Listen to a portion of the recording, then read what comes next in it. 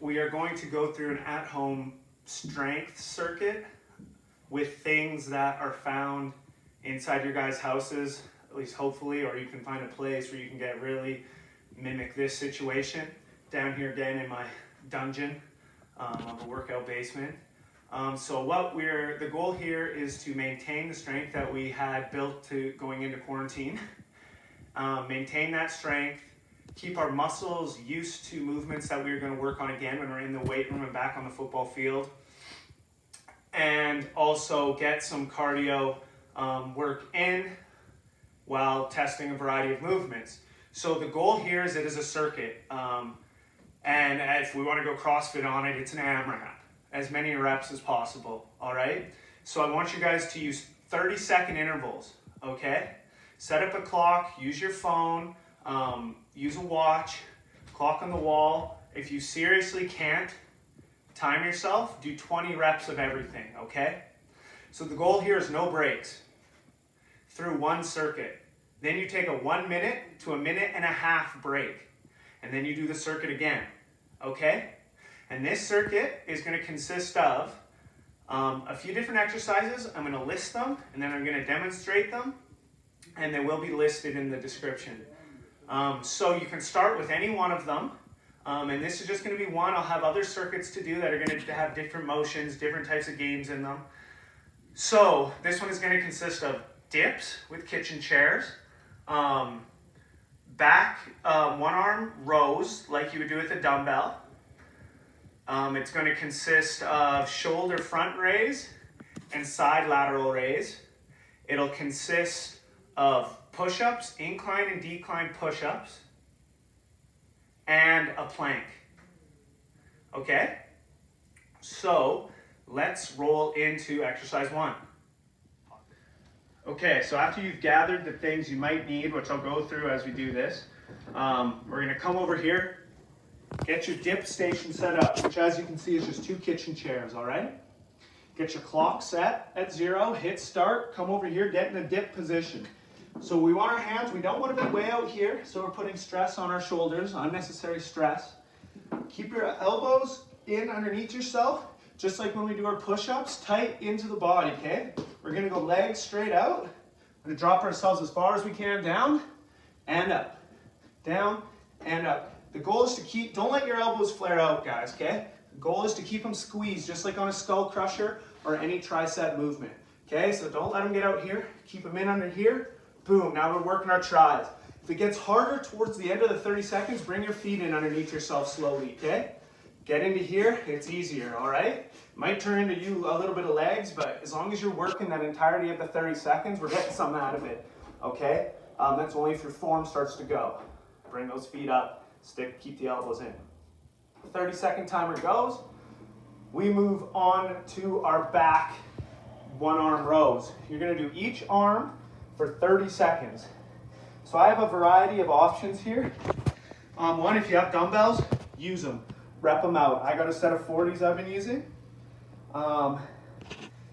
Then, if we don't have dumbbells, we got our trusty garden brick. Got our mom's landscaping. If that's not going to work, I got my backpack. All right? Fill the sucker with books, rocks, anything. Anything that'll add weight to it. Water bottles full of water. Anything like that. So obviously you'll have all the zippers done up after it's full. And we can go from there. So 1-arm row with a backpack might look a little something. I know we're all used to having, our hands on something. So we can grab it here, row here, might be a little inconvenient. If we have a smaller bag or can roll this up somehow, we can come here. Or we can grab it here and do this. The goal is to be just like our dumbbell rows, right? Back flat, pulling, squeezing with the lat. If we don't have anything to put our hand out on to stabilize ourselves, this is the real tricky way here. Got to be an athlete. So we're going to set our feet. I'm almost in my old O-line stance. Forearm rests here. Back is flat, not hunched. Back is flat. I'm here, rowing, okay? For my 30 seconds. You're going to do 30 seconds each arm, okay? right in here. So that takes us through 3 of our stations here, okay? Put that back. We've completed our 1-arm rows. Let's go to our shoulders, front raise, and side lateral. Again, if you have something like a band, front raises and side laterals are quite obvious if you've been in a weight room before. So we're here as much as we can. If it gets tired, do a front hold for your front raise. And then, or you can do alternating for the full 30 seconds, okay? Switch it up. If you start to get tired of one, do another one, okay? Side laterals with the band, same deal, okay? But, like I've explained, it's like holding 2 milk jugs. And at the top of the movement, you're pouring out that milk a little bit, okay? Keep your elbows above the hands. Keep the contraction in the shoulder, okay? Again, you can do shorter ones, longer ones. You want to work that full range of motion and keep these shoulders loose. As football players, contact sports athletes, shoulders get beat up. Bands are good for that. So now, coach, I don't have bands. What can I use? We can use our brick. Front raises.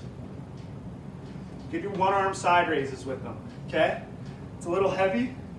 Again, we're doing front raises for 30 seconds, side laterals for 30 seconds. Bricks too much, dump some books out of our bag. You got a great handle on top of most backpacks. Front raise out here. You can do 1-arm front raise, and then you can do side lateral. All right, guys? So then it brings us to the last 2 workouts of this circuit, which is gonna be a push-up. So if this whole thing, 1 round, we're aiming for 3 to 5 rounds, depending on our fitness. Week 1 might be only 3 rounds and it might suck, okay? But I want everyone to alternate. If you're gonna do 3 rounds, do 1 flat push-up, 1 decline push-up, and 1 incline push-up, okay? So an incline push-up is going to look like this. Hands on our bench or our kitchen chair or whatever we want.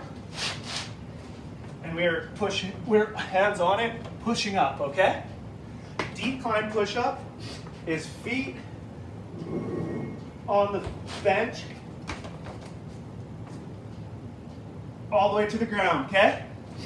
And then our regular flat push-up is just flat on the ground, pushing up, okay? Just right here, like that. So, our major focus with push-ups as football players, our strike and leverage is all in here.